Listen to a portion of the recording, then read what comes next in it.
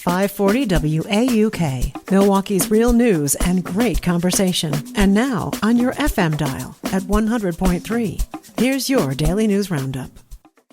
With local news on 540 WAUK on 100.3 FM, I'm Stuart J. Waddles. The city of Milwaukee is filing lawsuits against a California-based landlord over the condition of more than 200 properties. City leaders say inspections and complaints show long-running problems at High Grove Holdings and their subsidiaries. The city wants the court to give them a way to fix the homes or take them over if needed. Tenants are describing some serious issues, including water damage, mold, and delays in repairs. Alongside the lawsuits, a community group is also launching to pressure the company. Milwaukee Congresswoman Gwen Moore is pushing a bipartisan bill she says would help older foster kids build stronger connections with adults as they age out of the system.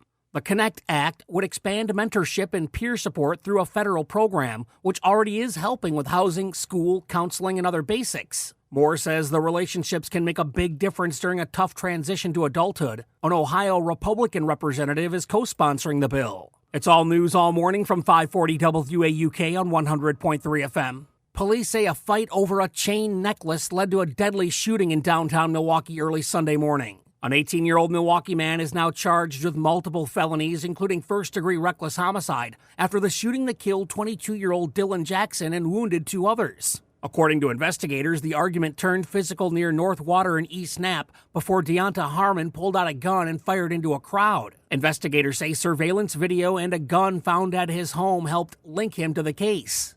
Milwaukee is set for one of the biggest No Kings protests in Wisconsin tomorrow, with a main rally planned at Washington Park from noon to 3. A smaller gathering is also planned on the east side. Police say there could be traffic impacts near those areas. People are pushing back against an idea to repurpose the Cudahy Middle School pool. Community members joined the Cudahy Board of Education meeting this week to hear about a proposed project to turn the pool into a multi-use cafeteria space. Some who spoke during public comment mentioned how valuable the pool is to the community, and turning it into a cafeteria doesn't make sense. The board eventually voted to table the discussion, noting not enough information was available to make a decision. And that's the local update. It's all news all morning, 6 to 9 on 540 WAUK on 100.3 FM. News anytime at WAUKradio.com. I'm Stuart J. Waddles.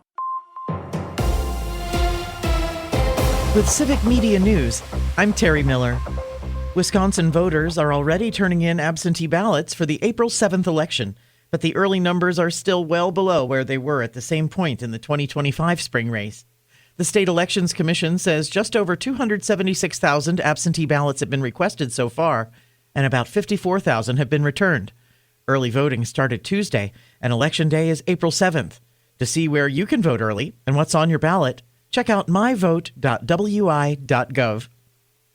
The Dane County Sheriff's Office is trying to handle the spread of what it's calling misinformation regarding Ridgeland Farms.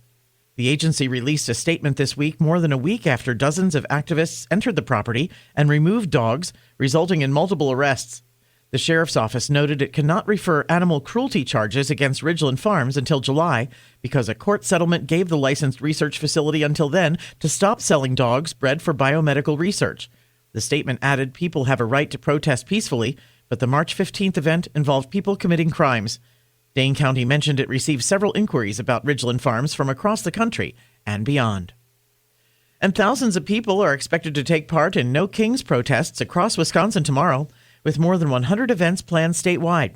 Organizers say the demonstrations are meant to push back against Trump administration policies.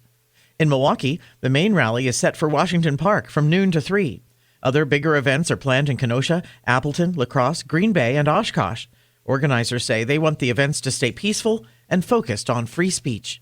And Milwaukee Congresswoman Gwen Moore is pushing a bipartisan bill she says would help older foster youth build stronger connections with adults as they age out of the system.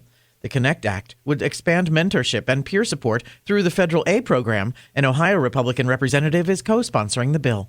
More news is available at civicmedia.us.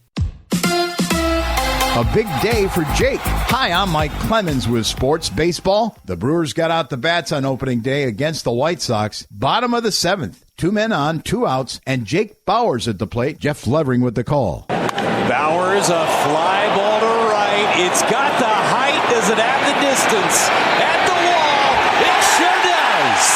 A 3-run bomb for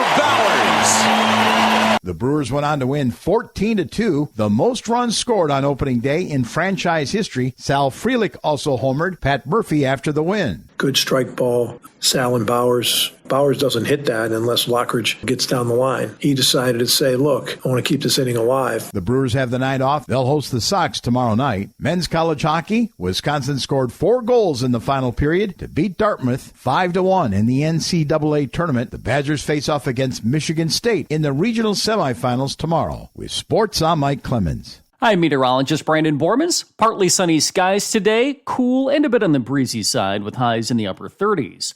For tonight, decreasing clouds with lows in the mid-20s. On Saturday, increasing clouds, milder with highs in the mid-40s, upper 50s by Sunday. Right now, it's 28 degrees. That's your Milwaukee News Roundup from WAUK. Find more news anytime at WAUKradio.com/news. Subscribe to this podcast on Spotify, Apple, or wherever you find your podcasts.